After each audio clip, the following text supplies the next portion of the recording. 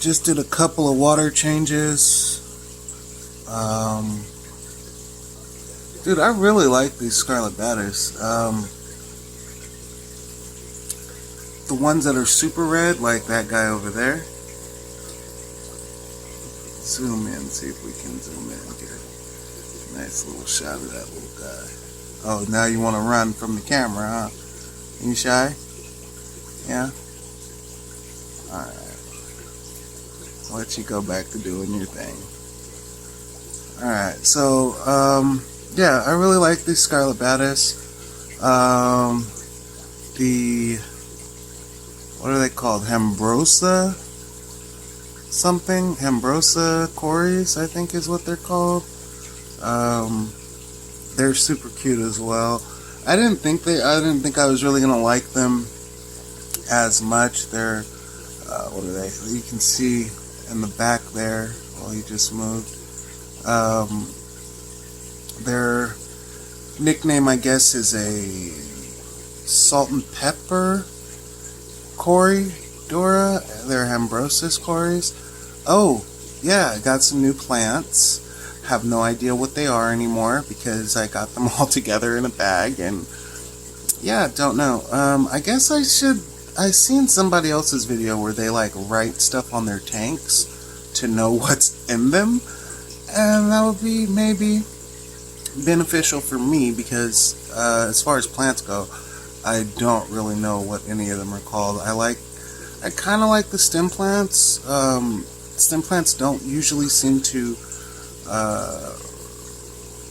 repopulate for me. Like I know everybody's like, oh, you just cut the top off and then take a couple leaves off and stick it in the substrate and then it grows.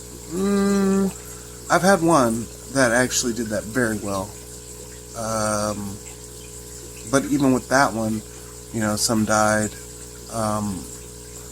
But stem plants don't usually seem to populate, procreate, whatever it's called. There goes one of the Cories. There goes two of the Cories. There's a panda in there. And I think I'm going to move the panda to the bigger tank. I think he's been in there maybe 2 or 3 weeks. I'm not really sure. Kind of another reason maybe I do these videos is for logging purposes. You could keep a paper log, or you could do a digital log.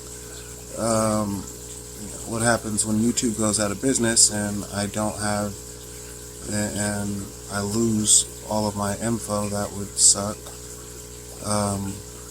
But I don't know how to do it myself or open my own website or anything like that. So this is what I do. Do this for now. There goes another Hambrosis. I don't know how to say it. Coridora. This is just after a water change. Got some blackbeard. These plants, I don't know where that plant came from. Maybe it was in there already before I cleaned this whole tank out because I got these fish. But most of the plants that I've been reintroducing back into the tanks, I've been clipping so that there's no or very, very little blackbeard, and that's a lot of blackbeard. I haven't found anything that actually eats the blackbeard yet, so it is what it is. I like this tank. I like this tank a lot. Waiting on some stuff to come back from the kiln, and I think once that happens, I might switch up the decor, the hardscape in here, and give them some clay pieces. So yeah, that is, this tank has had its water change, and I think it's looking pretty good. Down in this corner, we're getting a lot of algae on that wall. I'm not sure exactly why. It might be the way these lights are. These are just Walmart lights, nothing super special. There's one there, and then there's one there, and supposedly they can, well, obviously they can go underwater because that one is underwater, the one on the front of the tank. But that cord isn't long enough to like, and the light and the tank isn't big enough to actually put one like on the side wall and then one on the front wall, or one on the back wall and one on the side wall. So one is propped on top of the tank and the other is on the front. They're not, the cord isn't long enough to have one on front and one on back. Got a heater in there, got a thermometer in there, got some bubbles going with an undergravel filter. I don't know if I've told you guys, but I super like undergravel filters. And they seem to be doing alright. These guys seem to be doing good. We lost a Habrosus Cory. That guy, he didn't seem to be doing super well after being put in this tank.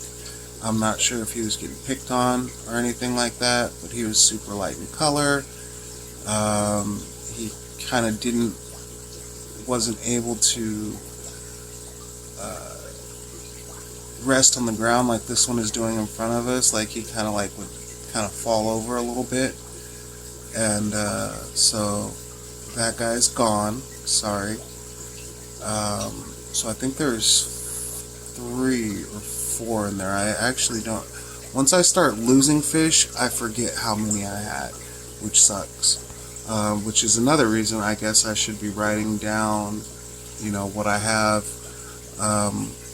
But again, another reason why we're doing the videos, and the videos tell us, if we go back, at least with this tank, if I go back to when I got the new fish and added them, I think I did a video on this tank and said how many I had, how many I bought, what I put in this tank.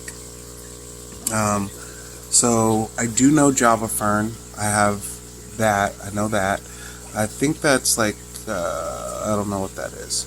One of these are Rotella. Actually, 2 of these are Rotella, I think. 2 different kinds of Rotella. And then I don't know what that one is. But this is a root plant. I wanted to get some root plants because I got a kind of a deep, it's not deep, it's a deeper sand bed than the other tank. This one here, I have no idea. It's not these 2 Rotellas here. It might be a Rotella. I don't know what it is, honestly.